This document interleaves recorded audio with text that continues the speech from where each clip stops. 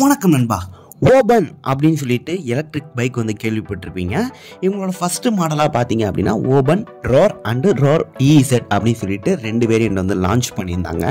இப்போ புதுசாக என்ன பண்ண போகிறாங்க அப்படின்னு கேட்டிங்கன்னா 0-100 அப்படிங்கிற வேரியண்ட் வந்து லான்ச் பண்ண போகிறதா அனௌன்ஸ் பண்ணியிருக்காங்க.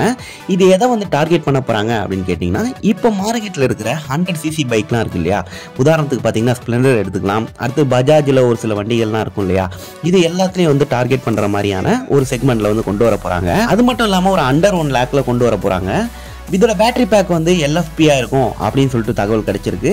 அது மட்டும் இல்லாம இவங்க electric motor, charger, control unit இது எல்லாத்தையும் இன்னோஸ்ல பண்றதுனால இவங்களால சப்ளையருக்கு வந்து எந்த ஒரு அஃபெக்டும் ஆகாது, தேவையான அவுட்புட்டை எந்தவித பாதிப்பும் இல்லாம எடுக்க முடியும் அப்படிங்கிற மாதிரி சொல்லியிருக்காங்க.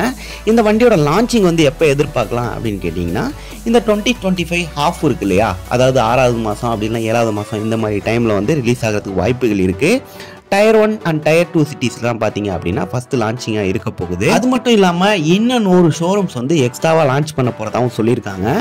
இப்போ கரண்ட்டில் இருக்கிற ரோர் அண்ட் ரோர் இசட்டோட ப்ரைஸ் அண்ட் டீட்டெயில்ஸ்லாம் பார்த்தோம் அப்படின்னா, ஓபன் ரோரோட ப்ரைஸ் வந்து பார்த்தீங்க அப்படின்னா 4.4 kW பேட்டரி பேக் உள்ள ரேஞ்ச் பார்த்தீங்க அப்படின்னா 187 km வரைக்கும் ஐடிஸ் ரேஞ்ச் கொடுக்கும். இதோட மோட்டார்னு பார்க்கும்போது 8 kW மோட்டார் கொடுத்துருக்காங்க. இதோட ப்ரைஸ் வந்து 1.5 லேக்கு வந்து கோட் பண்ணுறாங்க. அதே மாதிரி ரோர் இசெட் அப்படின்னு சொல்லிட்டு பார்த்தீங்கன்னா அதில் 3 வேரியன்ட் இருக்குது அப்படிங்கிறத சொல்லணும். இருக்கிறதுல அஃபோர்டபுளான ப்ரைஸ் எவ்வளோ அப்படின்னு கேட்டிங்கன்னா 89,999 ரூபாய்க்கு வந்து ப்ரைஸ் கோட் பண்ணியிருக்காங்க. இதில் பேட்டரி பேக் பார்த்தீங்க அப்படின்னா 2.6 kW தான் வந்து பேட்டரி பேக் கிடைக்கும். அடுத்தது 3.4 kW, அடுத்தது 4.4 kW வந்து இருக்குது. இதோட ப்ரைஸ் பார்க்கும்போது 1.10 லேக்குக்கு ஒன்றும், அடுத்து 1.20 லேக்குக்கு ஒன்றும் இருக்குது அப்படிங்கிறத சொல்லணும். தமிழ்நாட்டையும் கவர் பண்ணுற மாதிரி கொண்டு வந்திருந்தாங்க அப்படின்னா இன்னும் கொஞ்சம் சேல்ஸ் வேல்யூம் இன்க்ரீஸ் ஆகிறதுக்கு வாய்ப்புகள் இருக்குது. ஏன்னா நம்மளே ஒரு சில பேர் எதிர்பார்த்துக்கிட்டு இருப்போம் இந்த வண்டி வரும் அப்படின்னு சொல்லிட்டு.